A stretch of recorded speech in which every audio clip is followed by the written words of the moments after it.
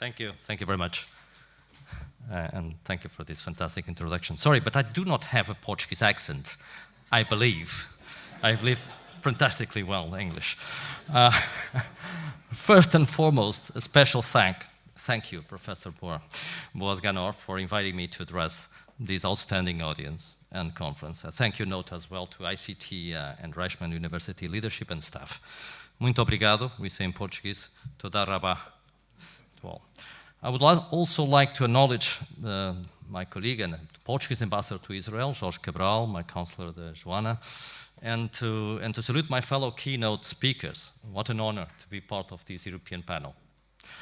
Last time I was in Israel, I was deputy director for the Portuguese Foreign Intelligence. That was in the first decade of this millennium, second millennium. As a matter of fact, since I was a teenager, I used to read the Israeli embassy newsletter. Later on, I had many interactions with my Israeli colleagues in Lisbon, in Washington, in Moscow, Paris, and Brussels. I had the so-called Middle East Peace Process portfolio, practically since I joined the Foreign Service in 1988. Victor Hugo once said that war is a fight between men, albeit peace is a fight between ideas. Rightly so.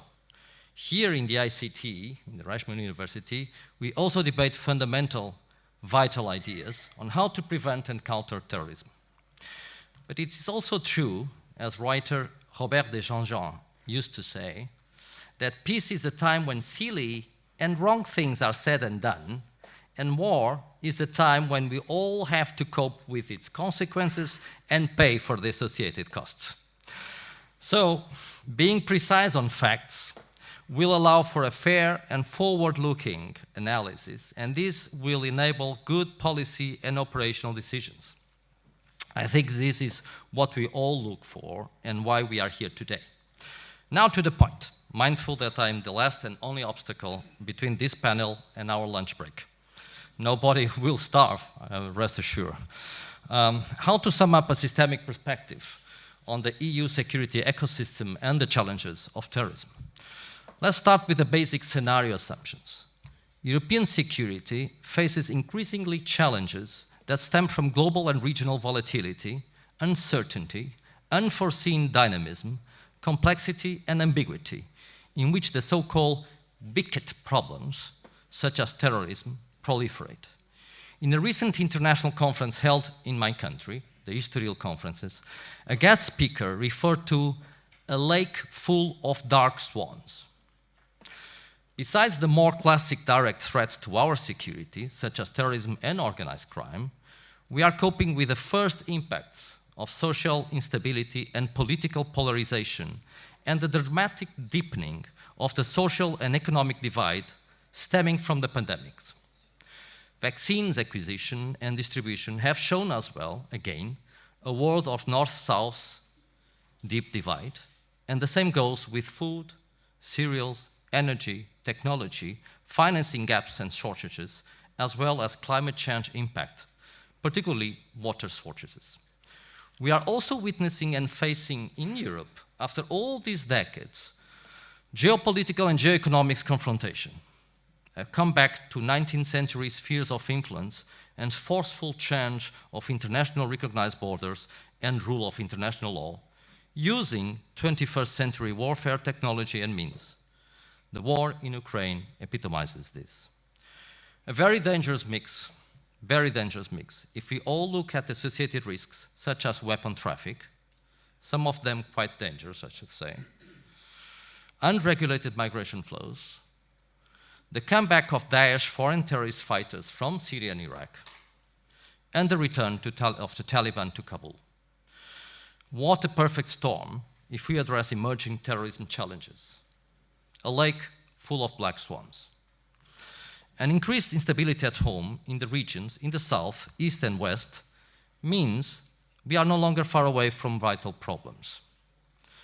On a more positive note, I would like to ascertain that the EU in the field of counterterrorism has created and improved synergies between the different European member states and structures, consolidating a true ecosystem. The security ecosystem is essentially based on cooperation and information exchange, more sharing of findings, analysis, trends, requests, joint operations, based on strengthening partnerships in and out, strengthening the security at home and at the European level, investing in HR, advanced equipment and new capabilities, increasing awareness and upskilling, and keeping fundamental rights and European values.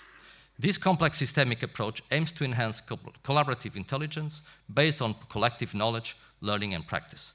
It is also worth mentioning the EU's intention of increasing the ability to anticipate and early detect the threats and risks related to terrorism, strengthening the level of strategic intelligence. I think my colleagues Claudio Galzerano, Andreas Schulz and Olaf Linder have already addressed this, so I will not dwell on it.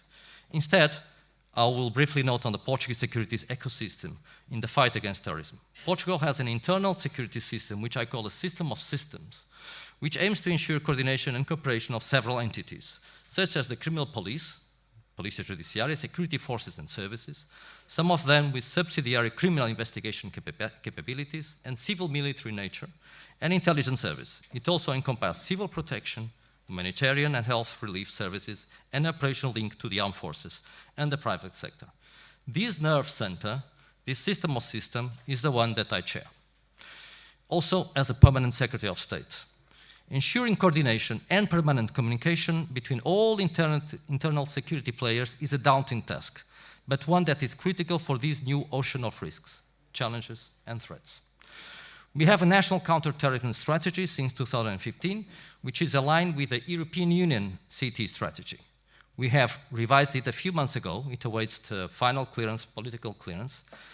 Political extremism, particularly the far right, together with the phenomenon of lone or not so lone wolves, the anti-system activists, anti-vaccines, conspiracionists, and the increasing number of disgruntled, violent people, all getting radicalized through the web and social media, all these make terrorism in Europe more complex and a difficult challenge. With the internal security system, there is a special body for coordinating and sharing information in the counter-terrorism context. The Anti-Terrorism Coordination Unit, the UCAT, is made of representatives and liaison officers from diverse police, security forces and services, including the intelligence agencies, as well as the Attorney General's office. It may also gather other entities, such as the armed forces and civil protection, in a logic of variable geometry. It works in a 24-hour, 7 days basis with equal status partner, working on the trust, operational trust, not easy, basis, and mutual respect. It's a constant dialogue, joint assessment, procedures and actions. And there is a periodic monitoring, evaluation and review of the activities we perform. It meets at operational level and it meets at strategic level with the leadership of all forces. It's a security ecosystem dedicated exclusively to terrorism. Now, shortly address the final point, which is the Portuguese operational contribution to the EU's external security. The ultimate shared goal pertains to guaranteeing the stability and increasing the levels of security on the common European area, and above all, the safety of its citizens. The EU has many talents and vocations, as many as its member states, from east and west, north and south. We, in Portugal, embrace with the highest responsibility our role in one of the regions of greatest interest for European security, the African continent, namely in North Africa and the Sahel, as well as in the Portuguese-speaking countries, the so-called CPLP, the equivalent of a Lusophone Commonwealth, and countries of extensive Portuguese diaspora or economic interests. Besides our close and long-standing relationship with those African countries and peoples of the political, economic, social, and military level, Portugal also commits and contributes to the EU joint operational level, participating in various missions. I will mention the Garci Sahel project, Groupe d'Action Rapide, Surveillance and Intervention du Sahel, which is created in 2006, supported and funded by the EU, and have 4 infill countries, Portugal, Spain, France, and Italy. This is part of the EU strategy for Sahel and the regional action plan. We aim to increase the security of the population and stabilization of African partner countries from Mauritania, Mali, Niger, Burkina Faso, Chad, and Senegal through concrete capacity building, particularly special rapid intervention units. We aim at creating these special rapid intervention units to help African security forces to prevent and fight terrorism. We also participate in the Counter-Terrorism Public Space Initiative, which has, in Africa, has drawn great support in Senegal, Ghana, and Kenya. Last but not least, and I'm finishing my time, I would like to stress the European Union training mission in Mozambique that was established following a wave of terrorist attacks in northern region of Cabo Delgado, Mozambique. It's a security capacity building mission that has a human rights in international humanitarian law dimension. This is made of 10 field partners from Portugal, Spain, Austria, Belgium, Estonia, Finland, Greece, Italy, Romania, Lithuania, and we have the Portuguese leadership and the military. Just to finalize with the Islamic State and African, Al-Qaeda, African-affiliated terrorist organizations, just to say they are spreading fast and furious across Sahel, West and Central Africa, East and Southern Africa. It feeds from regional, national, and local economic, social, and armed upheavals and unrest. The weakness of states, this is terrible, the weakness of states, and the price of food, energy spiral together with water scarcity. Look at the base of recruitment of Al-Daesh inspired, Al-Shabaab in this case in Somalia, that came down to Southern Africa. These are all being recruited through people that are, really unhappy with the way the state is taken care of. So experience shows that what goes around comes around. And the Portuguese global navigator, Magellan, proved that we are all connected. So these are not only African challenges or even European challenges. Ultimately, they are global challenges that also reach the Middle East, Caucasus, and Central Asia. So mutual learning and increased cooperation in counterterrorism is becoming truly vital in all senses of this word for any of us. Thank you very much.